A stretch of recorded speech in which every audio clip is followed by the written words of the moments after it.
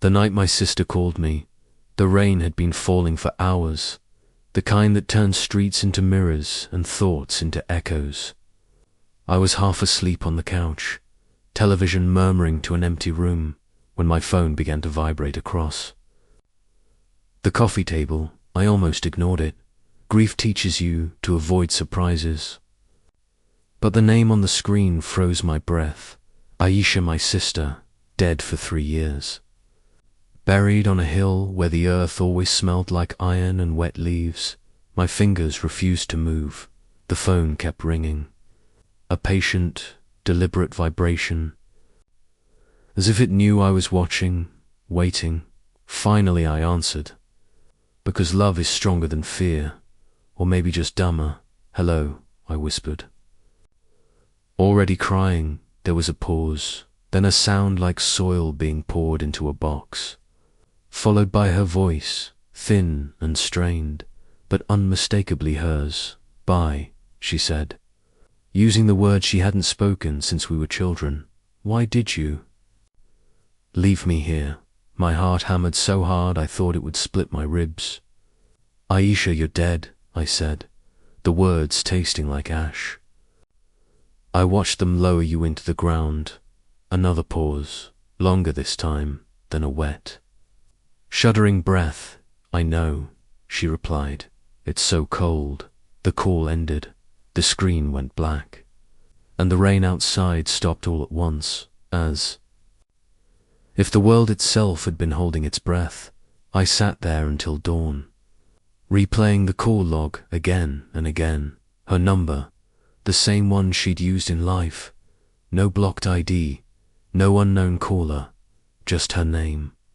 Smiling in the contact photo ID. Never deleted.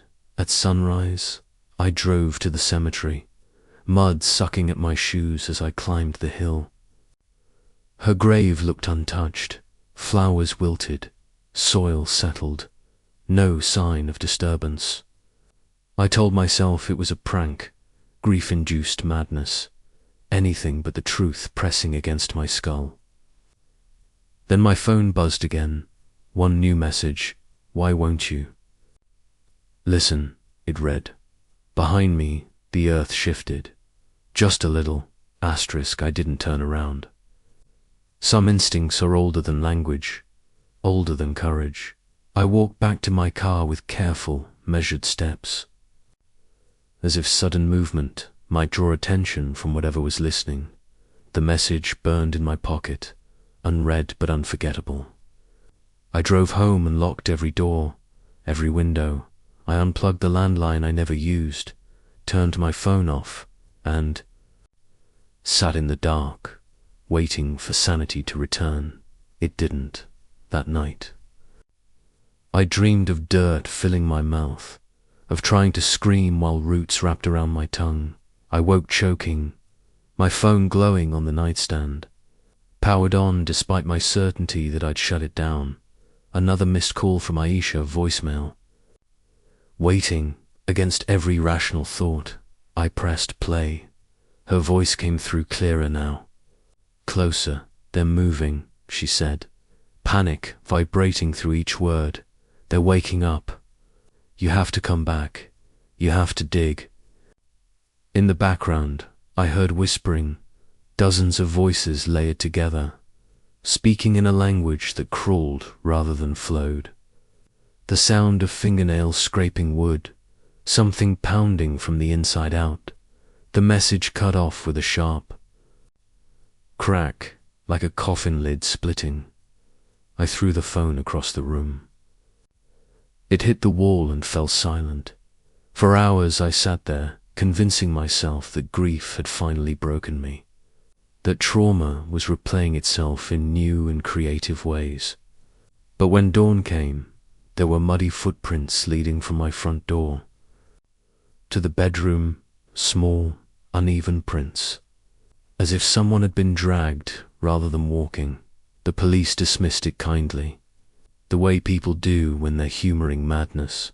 No signs of forced entry, no neighbors reporting anything unusual. They suggested counseling, medication, rest. I nodded and thanked them, all the while watching the soil stuck in the tread of my shoes dry and flake onto the floor. That evening, my phone rang again, this time from an unknown number. I answered without thinking, because by then fear had become routine. She's not alone, a man's voice whispered, distant and distorted. None of them are. The line went dead, immediately followed by a text from my Hessa's number. They're coming with me, it said, and they remember you. Asterisk, I returned to the cemetery at night, armed with a shovel and a flashlight that flickered like a nervous heartbeat. The gate was open, though I remembered it being locked during the day. The hill felt steeper than before, the air heavier, thick with the smell of turned earth. I found her grave by memory alone, the headstone cold beneath my fingers. I'm here, I whispered, hating myself for the relief I felt saying it. The ground gave way easier than it should have, soil collapsing inward as if something beneath was eager to be found. With each shovelful, the whispers grew louder. Not words exactly, but intentions, hunger, recognition. My flashlight beam caught movement, pale shapes shifting just beyond. Its reach, I hit wood sooner than expected. The coffin lid already cracked. Splintered from the inside, I pried it open and screamed. Aisha lay there, eyes wide open, chest rising and falling in shallow, desperate gasps. Her nails torn and bloody, her mouth stretched in a smile that didn't belong to her. You took your time, she said, sitting up far too easily. Dirt cascading from her shoulders, relief surged through me, followed immediately by horror, because behind her, in the darkness of the grave, other hands pressed against the wood, other faces strained upward. Listening, they followed me, she continued, voice overlapping with dozens of others. Death isn't quiet anymore. I stumbled back, dropping the shovel. The ground around the grave began to tremble, headstones cracking, soil erupting. As bodies forced their way toward the surface, all of them turning their empty eyes toward me, my phone rang in my pocket, vibrating against my leg. I didn't need to look to know who it was. Aisha tilted her head, smiling wider. Answereth. She said, you always answer for family. I ran. No matter how fast I drove, the road home stretched and twisted. Streetlights blinking out as I passed, my phone ringing without pause, call after call stacking into dozens of missed notifications. My dashboard clock spun uselessly, time unraveling as panic took its place. When I finally reached my house, the front door stood open, mud tracked across the floor in looping patterns, as if something had paced there for hours, waiting. I didn't go inside. I backed away slowly, but my phone stopped ringing. Replaced by a single incoming call, I answered. Aisha's face filled the screen, video call, her skin grey, eyes black and shining. Behind her, countless figures crowded together, their mouths moving in perfect synchronization. You opened the door, she said softly. Now we know where to go. The camera tilted downward, showing the inside of my house, the walls bulging as if breathing, shadows peeling themselves free and crawling toward the screen. I dropped the phone. It landed face up, still broadcasting from inside the house. I heard my own voice calling my name.